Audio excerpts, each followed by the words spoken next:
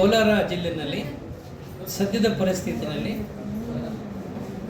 ಅಗತ್ಯ ವಸ್ತುಗಳ ಬಗ್ಗೆ ಯಾವುದೇ ರೀತಿಯಾದಂಥ ಅಭಾವ ಇಲ್ಲ.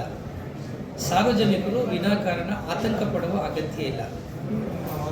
ಈಗೇನು ನಮ್ಮ ಈ ಕೊಲ್ಲಿ ಒಂದು ಯುದ್ಧ ನಡೀತಾ ಇದೆ, ಆ ಯುದ್ಧದ ಸಂದರ್ಭವನ್ನು ದುರುಪಯೋಗಪಡಿಸ್ಕೊಳ್ತಕ್ಕಂಥ ವರ್ತಕರುಗಳಿಗೆ ಈಗಾಗಲೇ ನಾವು ಕಟ್ಟೆಚ್ಚರವನ್ನು ಮತ್ತು ಬಹಳ ದೊಡ್ಡ ಪ್ರಮಾಣದಲ್ಲಿ ಎಚ್ಚರಿಕೆಯನ್ನು ಕೊಟ್ಟಿದ್ದೇವೆ.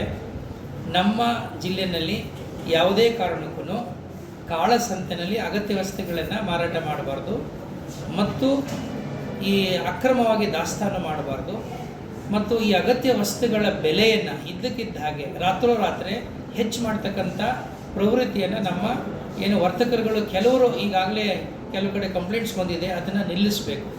ಇದ್ರ ಬಗ್ಗೆ ಈಗಾಗಲೇ ನಾವು ತಹಶೀಲ್ದಾರ್ಸ್ಗಳಿಗೆ ಡೈರೆಕ್ಷನ್ ಕೊಟ್ಟಿದ್ದೇನೆ.